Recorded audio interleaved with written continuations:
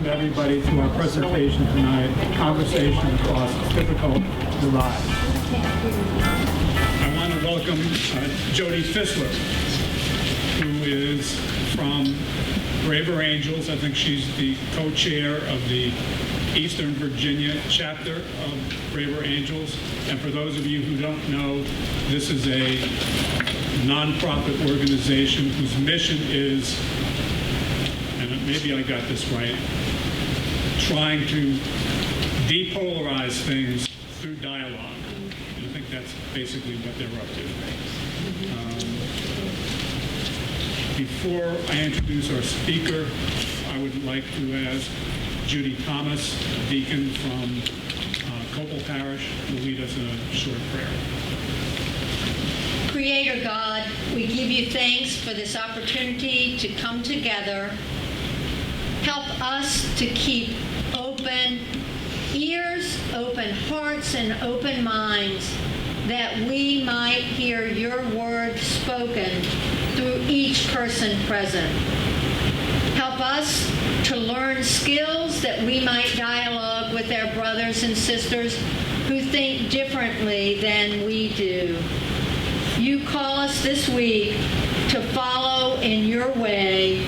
Help us to prepare for conversations that we will encounter on that journey. We ask this prayer in your name. Amen. Amen. Thank you. I'm actually going to let our speaker introduce herself, but before I do, I'll tell you why. It's because my introduction is really more of a confession.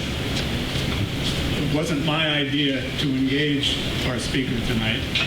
And back in February, I was bemoaning the fact that what I was my experience was that we have an inability to talk about difficult issues, political issues especially, openly and candidly, and in a way that hopefully comes out positively.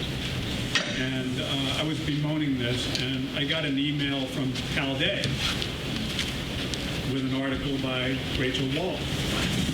And I took one look at that, and I thought, yes, I'm smart enough to know a good idea when I hear one. And so I want to ask you all to help me welcome Rachel here for tonight's presentation.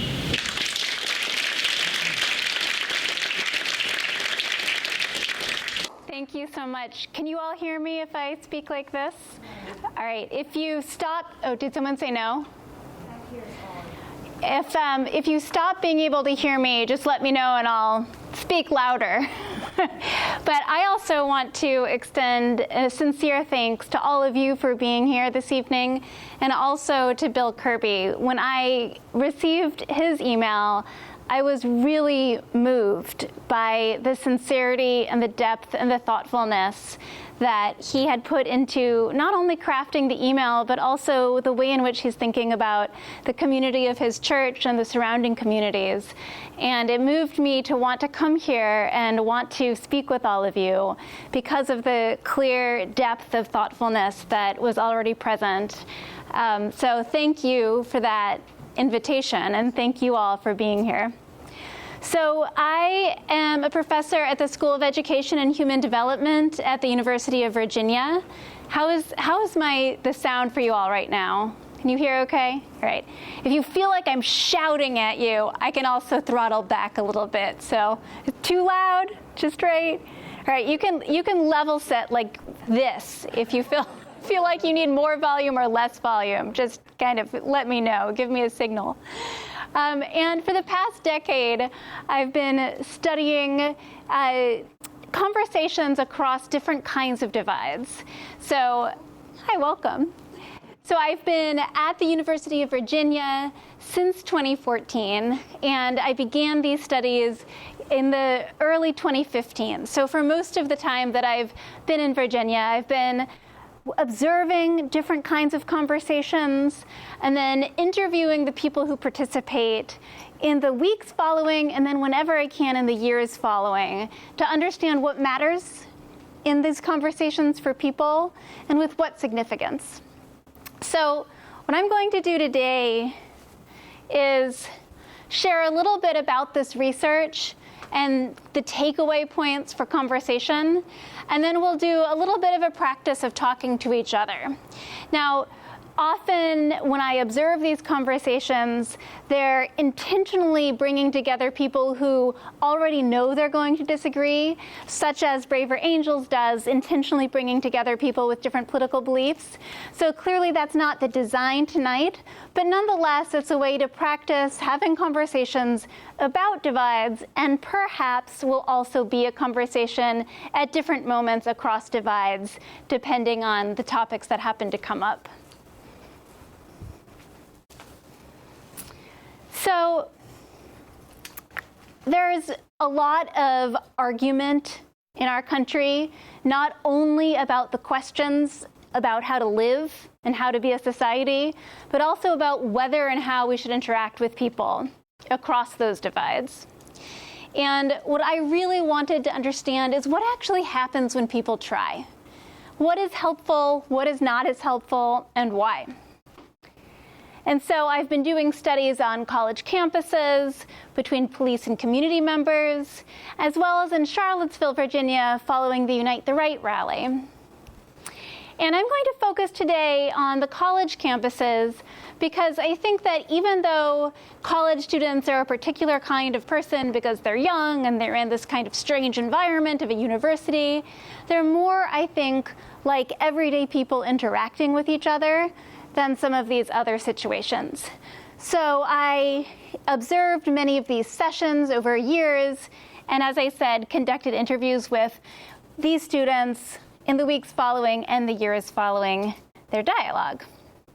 I also teach classes on political dialogue at the University of Virginia, and have recently created a year-long dialogue program where we do intentionally bring together students who are politically and ideologically diverse for conversations that happen every 3 weeks for the academic year. And this past year was our pilot year, and we had 300 students sign up within the first few weeks of announcing it. So I think there is a hunger for this kind of work and not a lot of opportunities for it. So that was the preamble. Now I'm going to cut right to what I found. So what I found when I interviewed people after they had these conversations is that very few people change their minds about the political issues. But a lot of people, in fact, almost everyone, changes the way they feel about the people on the other side of those issues. And this came again and again and again when I interviewed people in the weeks following, and then years later, that was what remained the case, that they shifted pretty dramatically in their understanding and their feelings toward the people they disagreed with. And this happened in a couple of different ways. One is personalization, and this is basically a combination of humanizing someone and individualizing them. So it's partly just feeling what we all know abstractly, but we often don't viscerally feel, just the humanness of someone. But it's also seeing that they're this particular human, that it turns out that this guy who you thought was going to be either very bad or very crazy or very stupid is actually quite clever and has a great sense of humor, right? And tells stories similar to yours. So that was the most baseline level of shift that I saw from almost every student I interviewed. The second, which was also nearly ubiquitous in the interviews, was a recognition that the other side, these other people, mean well. Now, it wasn't some kind of brainwashing machine where you just walk away thinking everyone on the other side means well, because, every now and then you meet someone and you don't think their motivations are good. But most of the time, students walked away with the recognition that the people they spoke with actually have good intentions. Now, these two things were almost ubiquitous when I interviewed students after their conversations in terms of how they shifted in their feelings about the other side.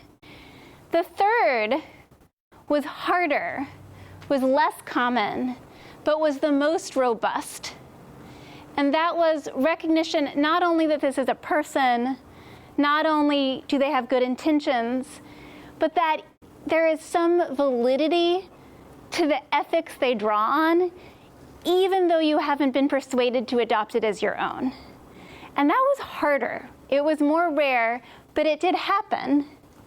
And when it happened, often it was because they did not only find their areas of common ground, although that is important, but they also came to understand how and why they disagreed. And you could see why this might be important. If you know somebody votes differently than you or has a different stance than you have, and you figure out that you share some common ground, some basic values in common, that's really good because it makes us less likely to fear others as existential enemies who we want to kick out of our country in any possible way. So it's good. But they're still making different choices than us. They're still voting differently than us or have a different stance than us. So it makes us seem like, well, if they share our values, but they're making different choices, maybe they're just not very smart. Or maybe they're not acting on their values when they go to the voting booth. Or maybe they're kind of irrational. So it was when students were able to really dig down into the deeper beliefs about what's good and what's right, and the deeper hopes and fears that are part of how we think about what's good and right, that they were able to see some ethical validity to another view, even though they weren't changing their own views. So I'll just give you an example of each of these. So this is just an example of personalization, which again was the most common outcome, right? This was a student who said of the dialogue, "It changes how I view the opposing side. It puts a face to it, gives me someone I know."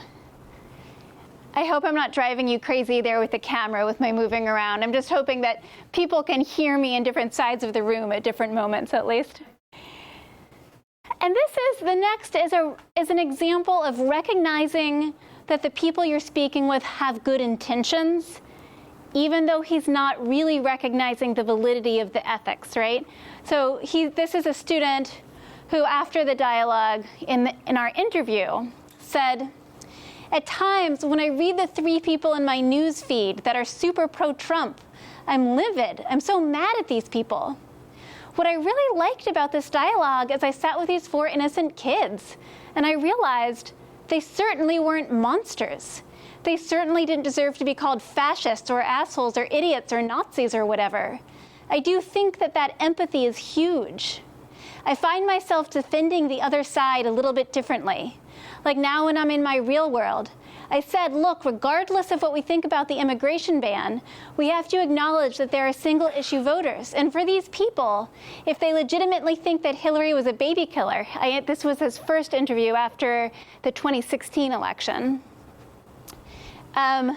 If that's the case, we can't really assume that they support everything Trump's doing or did. That was the good part of the dialogue. I think it was just that empathy. So you can see he is recognizing the good intentions of the other side, even though he's not quite recognizing the ethical validity of the other side.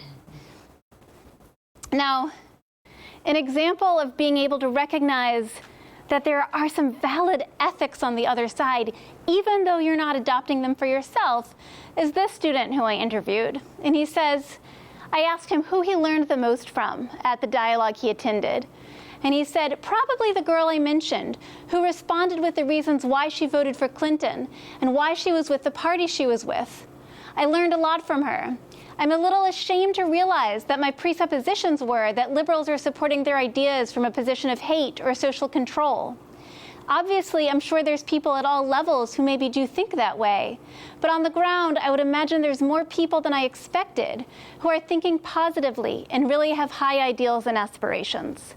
Right? So he's able to recognize the validity of the other side, even though he's not changing his own views.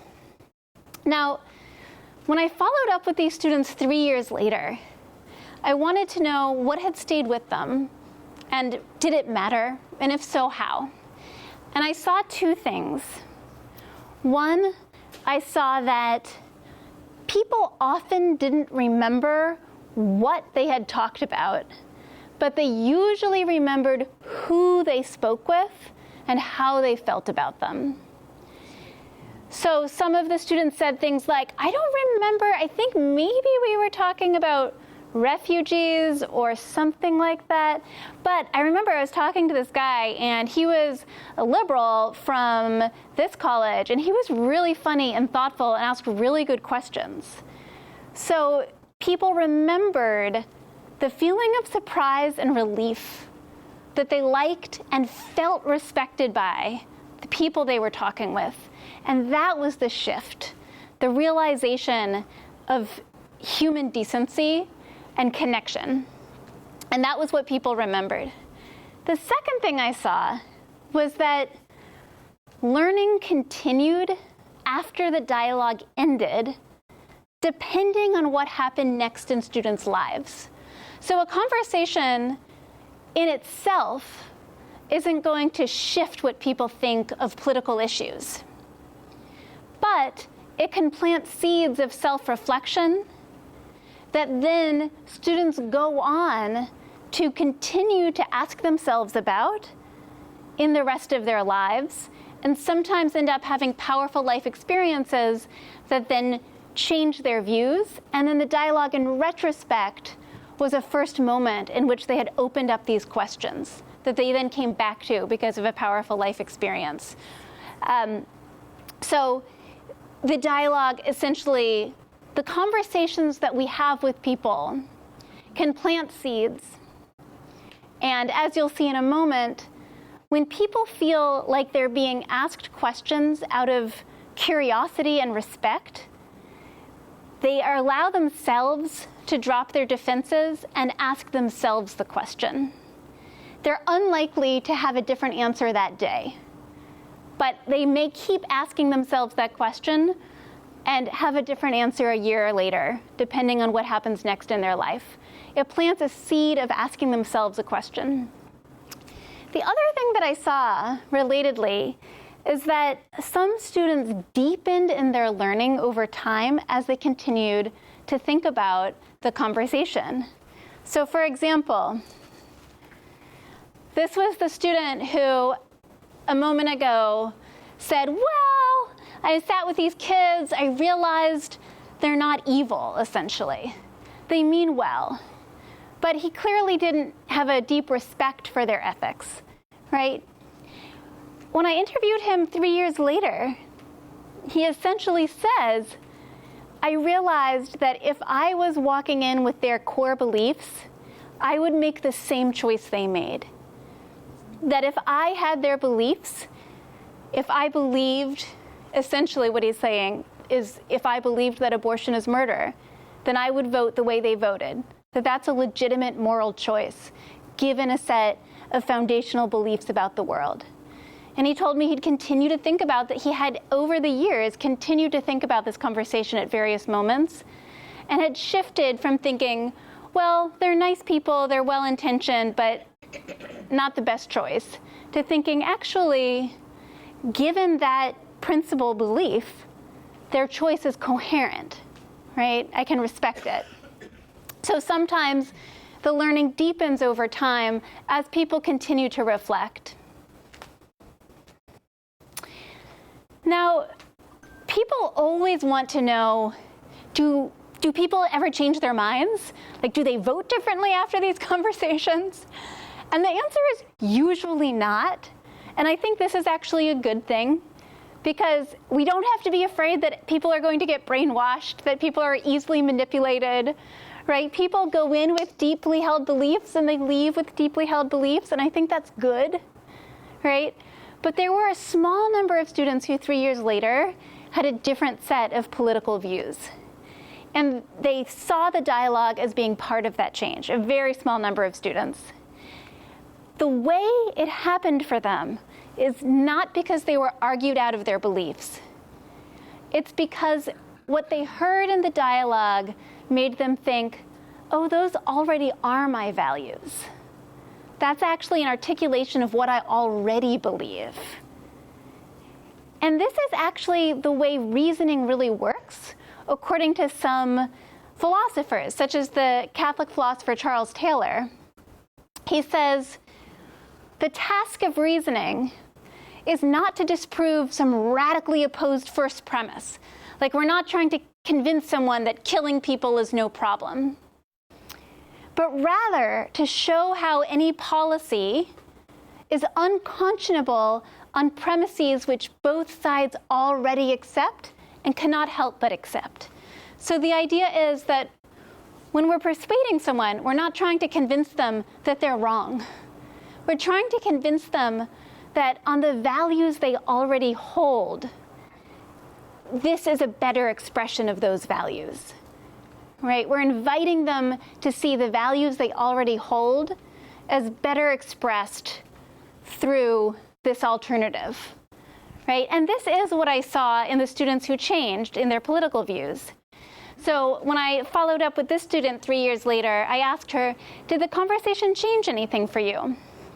And she said, I think it did, because for once I had to really have a stand, because everyone was saying, I'm for this and I'm against this. And they were saying it so plainly. And I had never really done that. And I think it helped me realize that I'm more left-leaning. I guess it was the first step in revealing who I am or forming my own identity. I'm finally owning up my own views.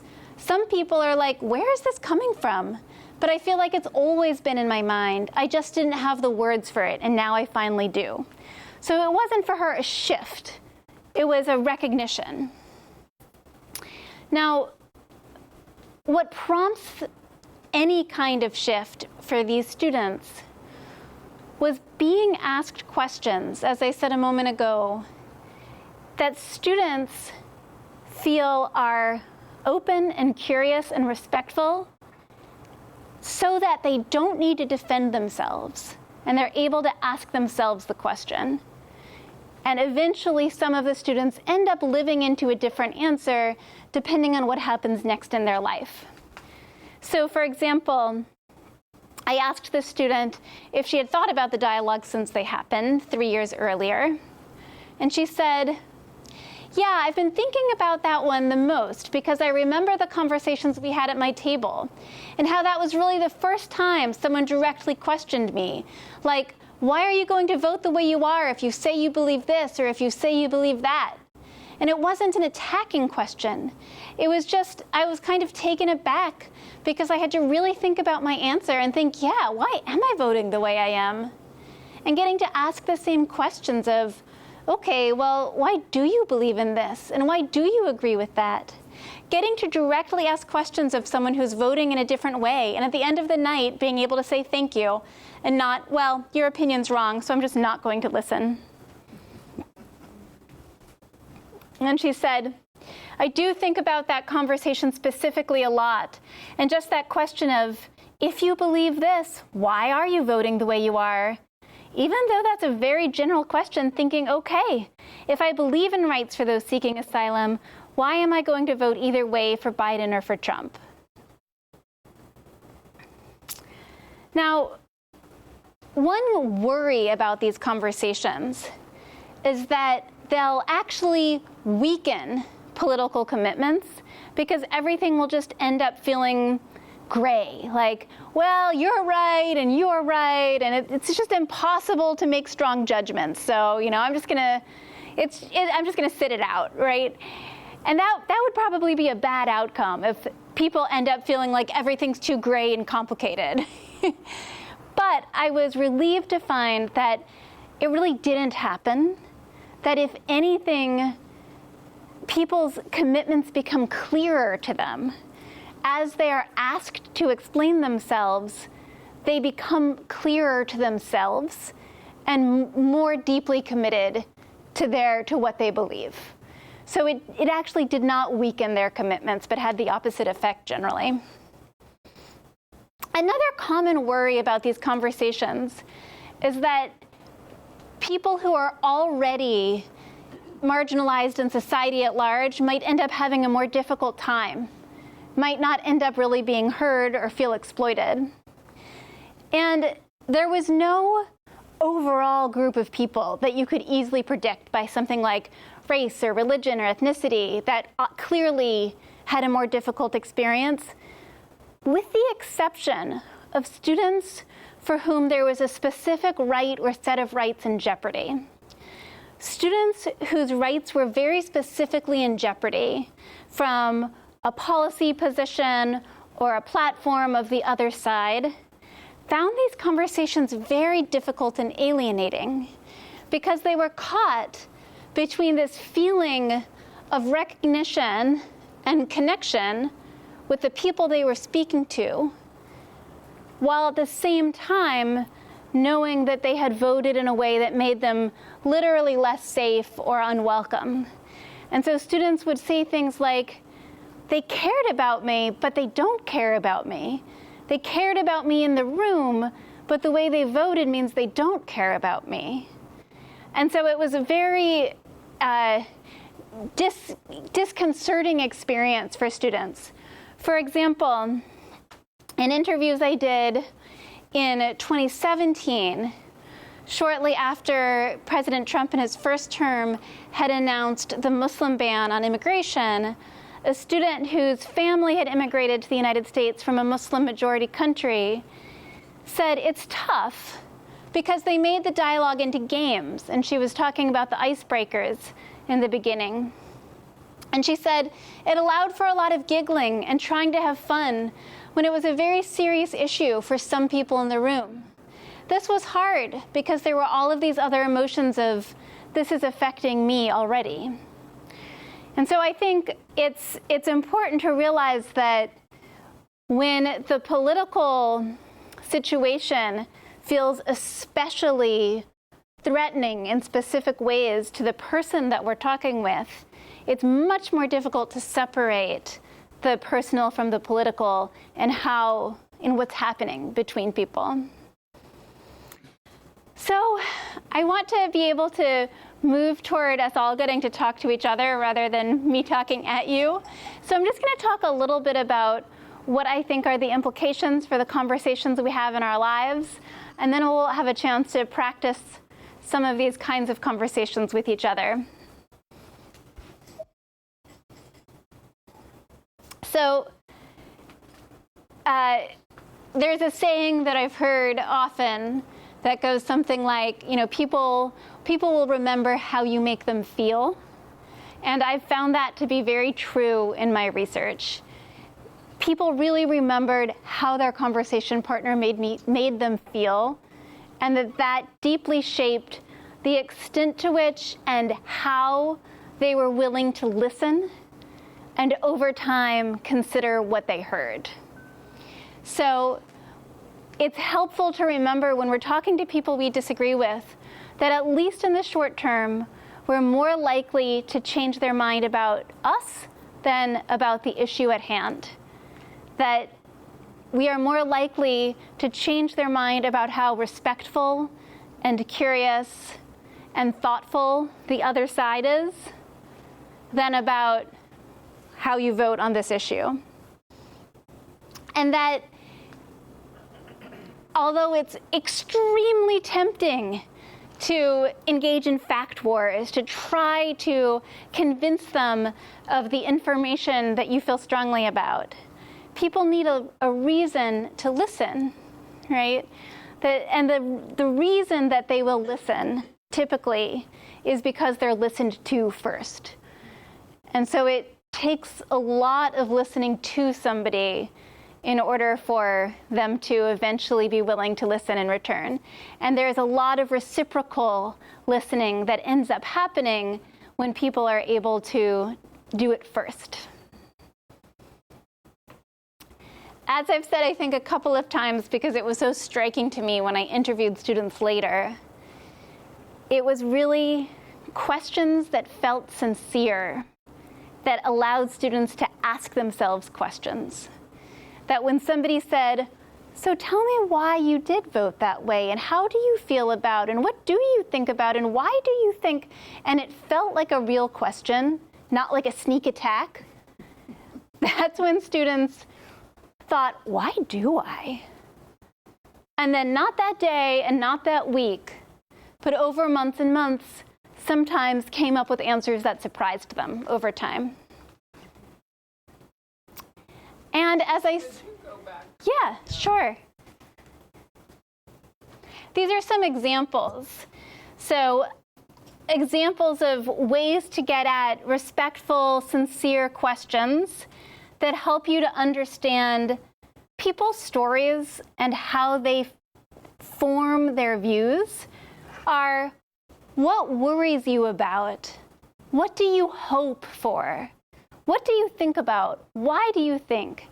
So, if you think of any particular political issue on which there's a divide in a community of which you're a part, could be formal or informal or family, a way to try to get into somebody else's view is to ask them what worries them about it. Because often there is fear and hope at the heart of our politics. And so sometimes a way in is to say, what worries you about this? What do you hope for? And that can often be a way both to understand where the difference is and also what is shared.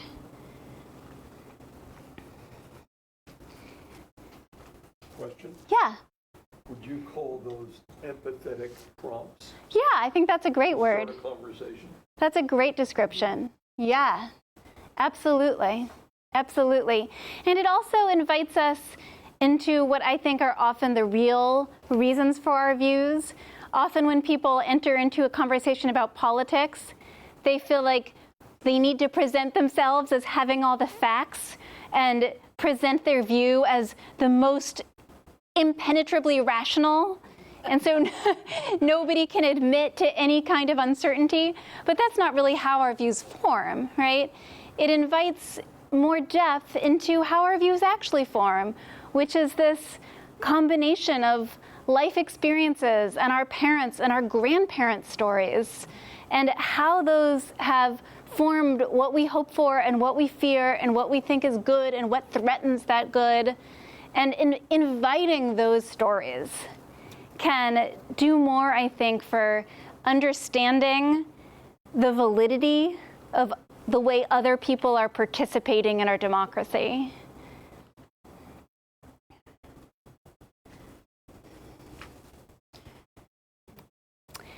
And then finally, there's a philosopher who I like a lot named Anthony Layden.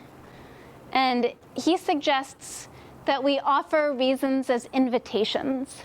So often we try to use reasons as a bludgeon, like, here's my reason, accept it, And no one accepts that kind of reason, right? But if we can think of a reason like we're inviting someone to our home, right? Like inviting someone to dinner. We're inviting someone to try on our way of seeing the world, of experiencing the world. Now, no one is going to walk from that conversation having changed their mind. By the time you talk to them next, they won't say like, yeah, you persuaded me. But in combination with other life experiences that they may have as they move through the world in the months to come, I've found that when I interview students 3 years later, those conversations can pop into people's minds. And they think, maybe that's what he meant. I kind of see that now. Okay, maybe, right? And it's slow and it's long. Could you explain that graph on the right? Yes. So it says, appeal to already shared ethics or values expressed by the person you're talking with. People are more likely to shift how they think their values can be expressed than their core values. So what I mean by that, and thank you for asking that, is lots and lots of research in many different fields has suggested that people just don't change their core values. that if what you deeply believe is most important is compassion, you're not going to be argued out of that, right? Or whatever it is, it's not at the level of argument. But what you can be persuaded of is that actually this other policy is, in a sense that maybe you're not seeing, more compassionate than you realize. Let me show you how it's actually more compassionate than its opposing policy. Have you thought about how it's compassionate in this way? So you're not trying to convince someone to change their values, you're trying to show them how their values are better expressed in what you're offering. I have to really describe this chat because I'm struggling with how to deal with that. Well, it's the tricky thing about it is that first we have to do a lot of listening to hear what someone's values are. And when we really, really, really care about something, we just so badly, for the noblest of reasons, want to rush to persuade them. And in doing so, we don't really find out what they're already committed to. And so it takes a lot of questions and silence and listening to try to understand, like, what do you care most about and why?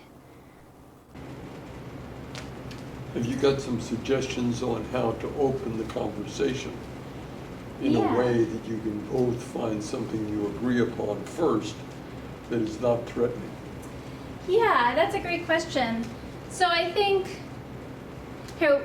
would anyone You get the values right at the beginning. Yeah. That's a confrontation almost, as opposed to finding an easy way to get into the conversation.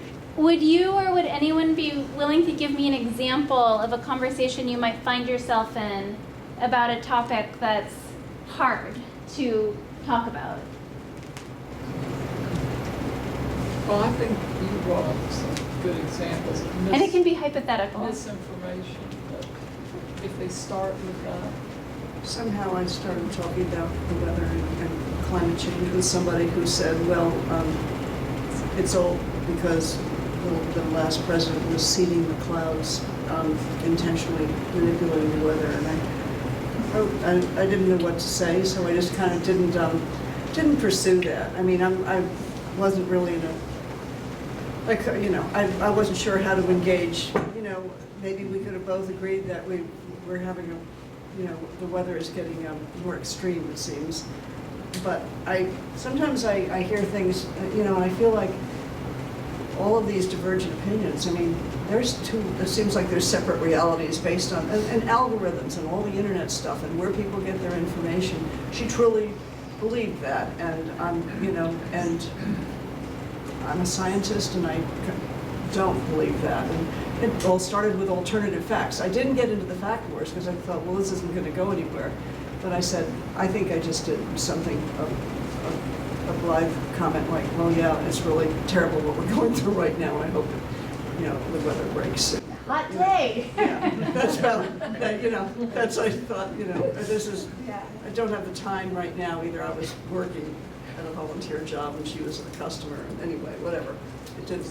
But I just don't know how to deal with it. Recap that Sure. for us if you're thinking. So she was giving the example of speaking with someone who believed that the reason the climate seems to be more volatile is because President Biden was seeding the clouds, doing something to the clouds. And how do you respond to that in a way that doesn't get into fact wars? So I think it depends on how much time you have and what your relationship with her is. I don't think we have to do this work in every interaction. And I think it's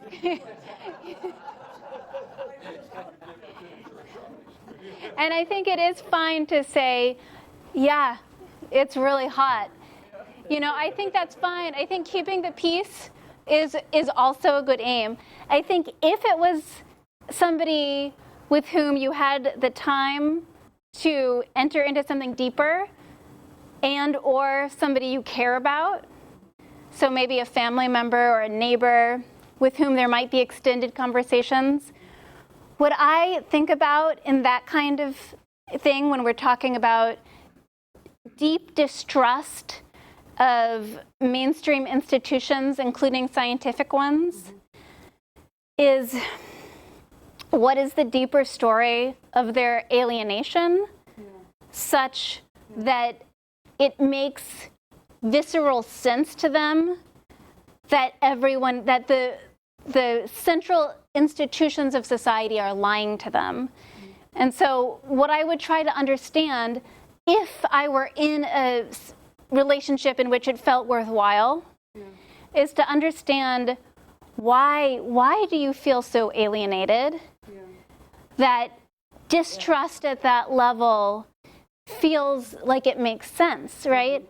And so I might ask something like, you could say, oh, when did you first hear that? And what about that felt convincing to you? And, have you ever had an experience before where it felt like a major organization was lying to you in that way? And do you ever question whether everything that you read from that source is true? And perhaps sharing an uncertainty or a vulnerability that you have about sources, right? Because as long as we're attacking their sources and insisting on the superiority of our sources, they're just going, it's a no, but so, you could say something like, after you try to get a sense of, like, have you ever before felt lied to by an organization? Have you ever before felt like you were not getting the whole truth in that way? Or did it just start with this one issue? And maybe you get stories of a life in which they have long felt dismissed, disregarded, abused by the mainstream institutions of our society. And then, if you have the time and the inclination, it can be, do you ever question that kind of information you get? Sometimes it's hard for me because I'm not sure. There's so many media sources and it's really hard to know what is true. And you can say, I'm a scientist and we know that science is a process of experimentation, and we endeavor to remain open, but it's hard to know what kind of information and messaging is. Have there ever been times that you've believed something was true and then it wasn't? And are there ways that you're more sure about this than other things? And if so, why? And she won't walk out that day realizing that that's a conspiracy theory. But maybe as she goes through her days and the months ahead, she'll think, am I sure about this thing? Why? What makes me so sure? Yeah. It seems to me as if there are two things going through the other person's head at the time. Mm-hmm. One, she seemed to maybe have an interest in climate change, but she wasn't satisfied with the way the politicians were handling it. Right. So I think by listening closer, you could say, well, are you concerned about climate change? Oh yeah, but you're going about it the wrong way. Or are the politics disturbing what you, to try to get into their head, you have to listen harder to their question. Right. I think, because so often everything goes by so fast that all of a sudden we feel we have to respond. Right. And we're not taking the time to really show them empathy. That's an excellent point. That it's easy to focus on the cloud seeding part and not focus on the part where she actually is concerned about how the climate's changing. And you do also, so like your way. Right, so that's a point of commonality. Yeah, Right. yeah, looking for commonality. Mm-hmm. Right. Yeah, go ahead. Let me give you a complicating factor. Yeah. Okay. Because we've been talking about values here, and I'm going to talk about culture. It was the late football coach, Vince Lombardi, who said, winning is not everything. Winning is the only thing.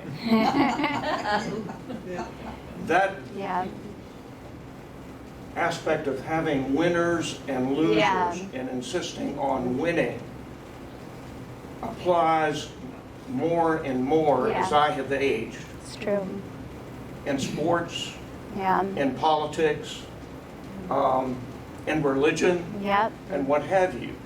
So with an aspect of folks knowing that they have to win in business, that Yeah. they have to win in politics, that they Yeah. have to win amongst their family, it makes it very difficult to listen, Yeah. and it makes it almost impossible for the other person to listen. Yes. This is absolutely true. And I think there will be plenty of people for whom it's not possible. But I've also found that many people said, I came into this conversation ready to fight.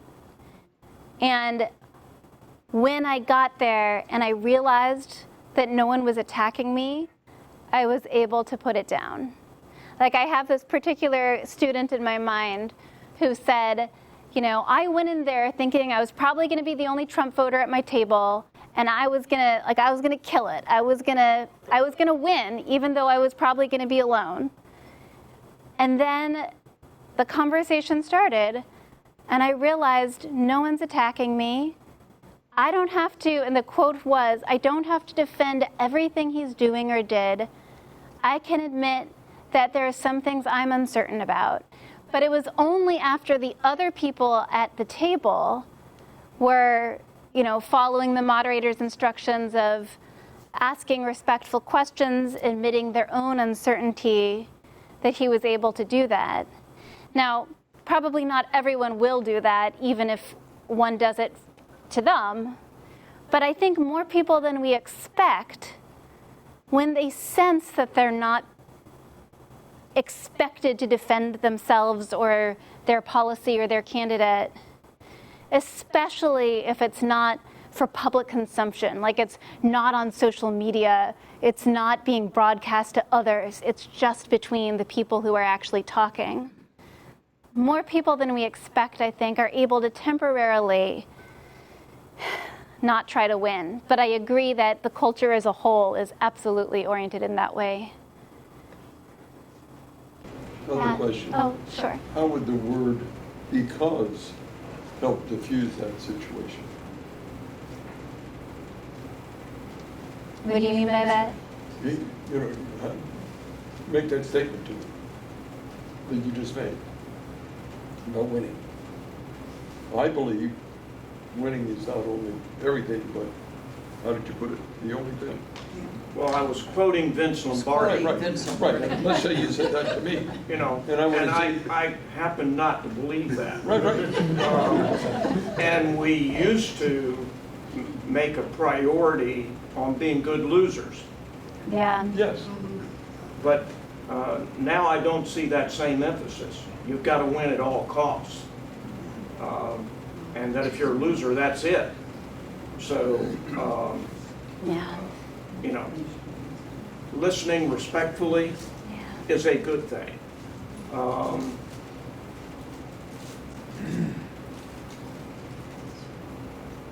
Whether or not it will change things in the long run Yeah. by virtue of the culture that we have, I think is the part that's debatable. I agree. I think the difficulty of person-to-person work is it's really hard to scale, but we can only do what we can. My point was in saying because it puts them in a position to maybe explain their value a little bit more and why. It goes a little bit deeper. Well, What do you why mean by that? should they explain their Well, I'm not saying values? they should. I'm just saying that they might. That's all. Possibly. Yeah. I have a question in the back over here who's very eager. Do you want me to recap? Okay. So the first statement was, we're in a culture in which winning is prioritized to such an extent that very few people are willing to listen. And then the question to him was, but perhaps if one asked for a because, meaning I think, if one were to take the other's desire to win and try to understand what was behind it, Exactly. the values and the commitments and the hopes and the fears behind it, then that could shift into the kind of conversation that we're trying to have. Jody. I think one of the ways I have seen people change in these dialogues is that their notion of what it means to win can shift. So it's not winning the way they thought it meant when they came into the room, that I'm going to beat everybody else here, but maybe winning looks like we're coming to some kind of a different understanding. Yeah. So if we change what winning looks like, then you can still win. It's just not winning in the way that you originally thought. Right. Right. Go ahead. And just one thought is that having been in the investment business and trading for a long time, the key to winning is knowing to when to let the other guy win. Right. There are times because you have to sometimes let the other guy win so that you win, so that you can get into a position where you're going to win in the long run. But if you try to win every game, you're going to get killed because when you really need it, everybody's going to go, "You screwed me every time. I'm not touching."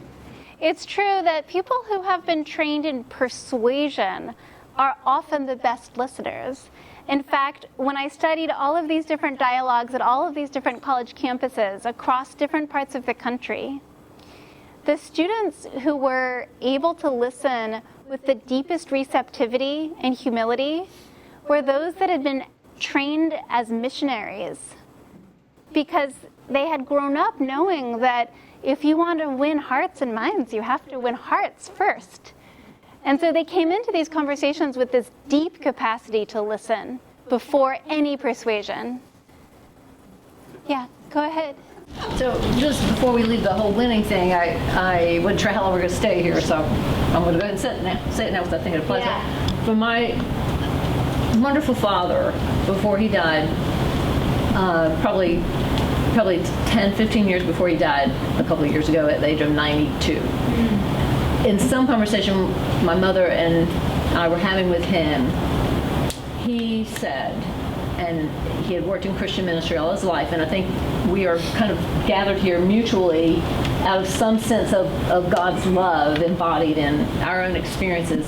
And I think it's important to think of that as we are trying to learn better how to have divisive conversations.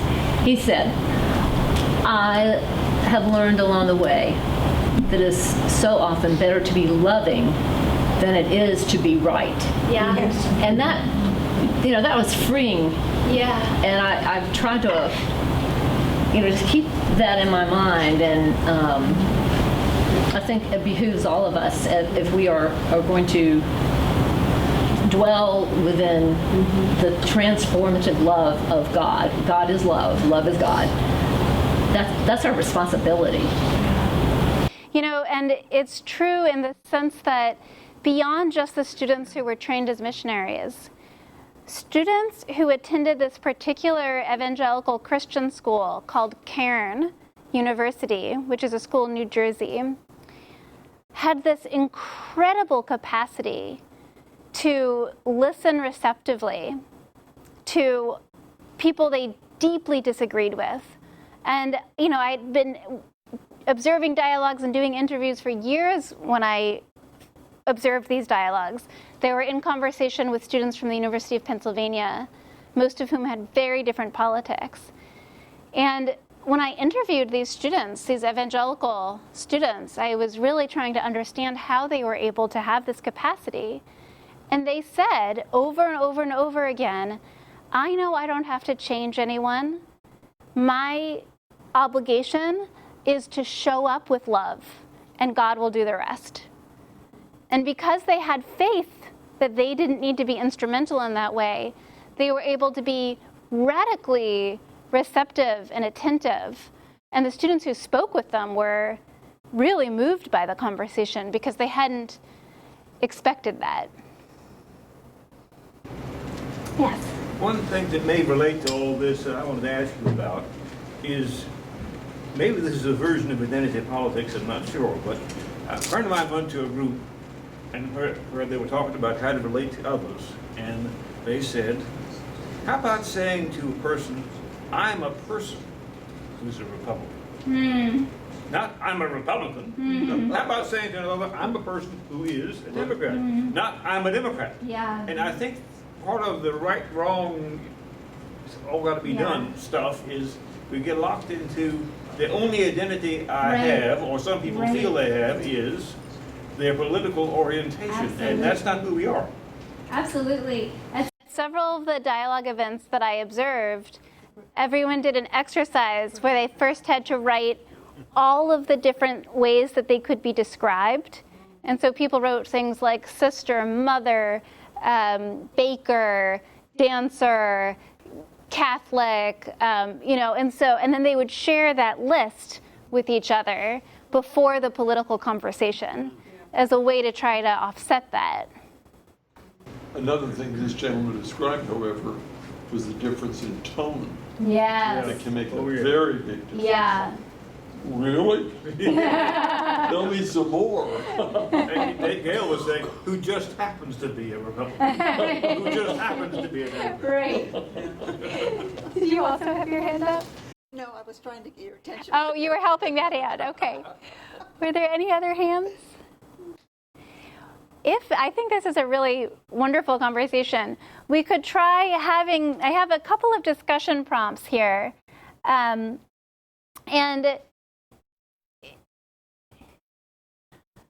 these are some questions that we can start talking about at the tables. And as I said, these are mainly questions about divides, because I'm aware that we haven't been brought together in ideologically diverse table groups to talk across divides.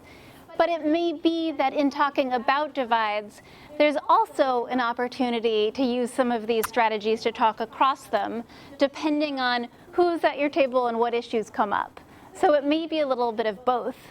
But the first question is, have you had any recent experiences speaking with someone who disagrees with you on an important issue? If so, what happened? What do you think helped it to go well if it did? And what about it made it challenging if it was? And so you can just take a few moments to open up this question within your tables. And anyone who wants to speak first can jump in and do that. So again, have you had any recent experiences talking to someone who disagrees with you on something important? What happened? What helped it to go well, or what made it hard? Oh, by the way, don't leave with on the fashion.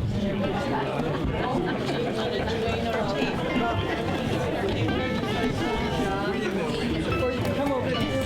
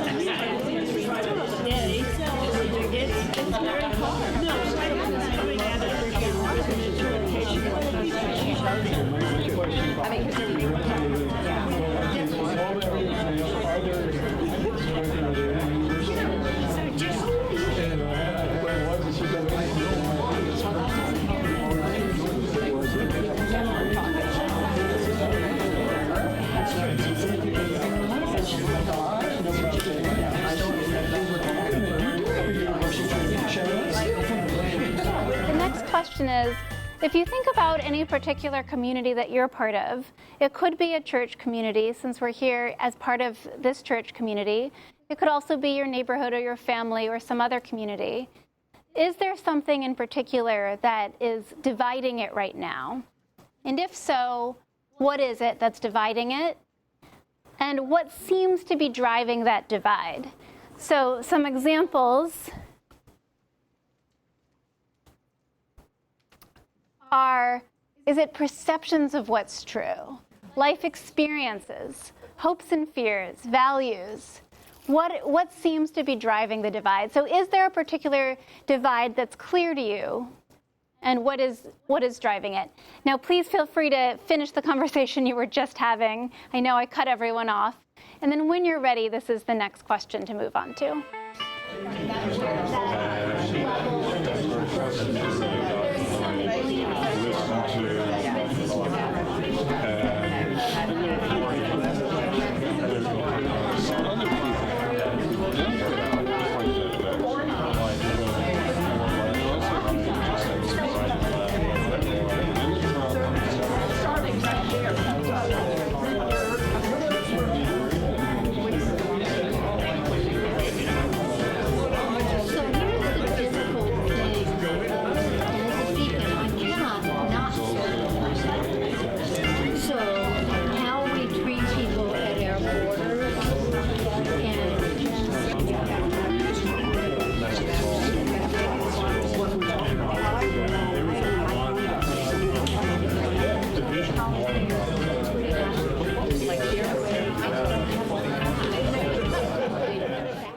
But the final question is, what might be some ways of bridging these divides? So what are current obstacles, and how might these obstacles be surmounted? So what might be some ways of bridging the divides that you are discussing at your tables? What are the obstacles to doing that? And what are some different ways of approaching those obstacles? So this is the last question.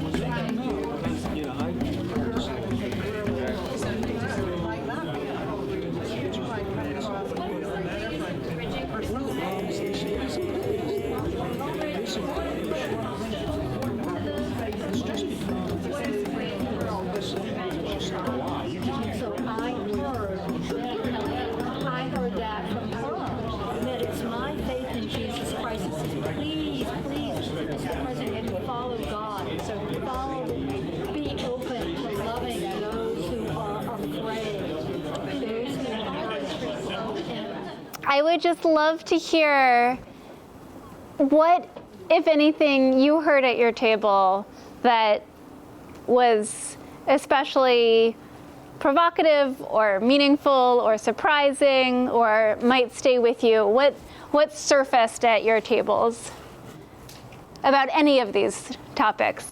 A question or a reflection or a problem, anything at all? Yeah, go ahead. I didn't hear it, but apparently Episcopal Bishop made a presentation and it went nationwide. The prayer, the inauguration prayer. And Bishop Buddy was talking. And the people that did hear it, 5 people here, heard different things. Oh, wow. And heard different tones of voice, anger or not anger, Wow. compassion, not Appropriate, compassion. Yeah. Right. All from the exact same presentation. And we were able to verbalize what we thought and listen to each other. I Wow. thought, pretty well. Yeah. Did everyone hear that? So they were talking about the Episcopal bishop at the National Cathedral who issued a prayer on Inauguration Day that was broadcast nationally. And of the 5 people at their table who heard the prayer, all 5 of them had very different interpretations of its intention and meaning. And they were each able to articulate those to each other and understand how and why they might be responding to that prayer differently. And I think the takeaway in a way for us is that, maybe we should look at the text of it, because we were all clearly very much influenced by the tone of voice in which it was given. Wow. So she was saying it might be helpful if they wanted to continue this to study the text together because they felt very reactive to the tone of voice. Anyone else? Yeah, go ahead. I think the main thing to come out of our discussions is that in our time, as it has evolved since 2016, there isn't a way to avoid the fact that there is so much misinformation. Yeah. And that's no longer something that one can step beyond. But it's rather something that we need to find ways to deal with. Right. I agree. And I think, I was talking at this table about how speech has so many different purposes. And I do think there's a time and place for confrontation. It's a different purpose than these conversations. The conversation at this table, do you mind if I share what you shared? Because I thought it was so well said, and it's going to stay with me. She said something along the lines of, there are moments where if I don't say anything, either way it will change the person, but it will change me to have not spoken up. And I was really moved by that, and I absolutely think that there are moments in which our integrity is on the line, in which we're called upon to say something, not because we think it will be persuasive, but because we think that in that moment, our commitment to a person we care about or a value we care about needs to take precedence. And I think that may not be an act that you commit with the intention to bridge.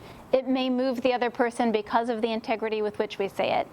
I also think this issue of distrust of scientific institutions and mainstream media and so forth is a very complicated problem that has to do with many different forms of alienation from education and science and the kinds of organizations that some people spend their whole lives in and some people feel completely shut out of. And it will be very difficult, I think, to solve through traditional means like information campaigns. And I do think that listening to how and why people feel so distanced from these sources of information is an important part of solving them.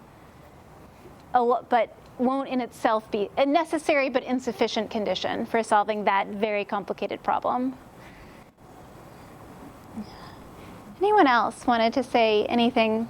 An important word I thought in that last comment. And basically what I heard you say was the longer you listen and try not to persuade, the more empathetic you will appear. Yeah. And it can calm down the environment in a way that maybe the conversation can take another twist. That's what I heard. Absolutely. I think people come into political conversations expecting to fight, and it takes quite a bit of listening to change their mind on how they need to show up in the conversation. Yeah, thank you. Thank you. What you said about not getting into fact wars, because that's what so many conversations, and they just go back and forth, and it just ratchets it up, and it doesn't go anywhere. So just that alone, you know. It's difficult. It's difficult. When you know you're right. Yeah.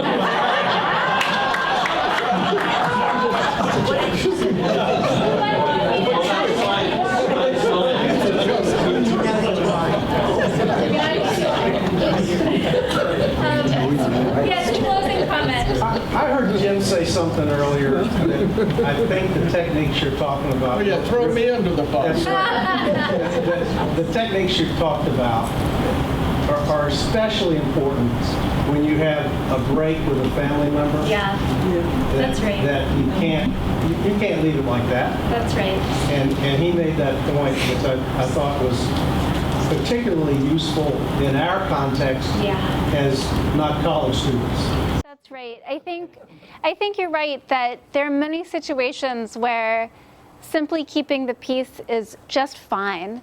But when you really care about the relationship, either because they're in your family or in a church community or in some other community that matters to you, it's hopeful that these techniques can shift the way these disagreements play out.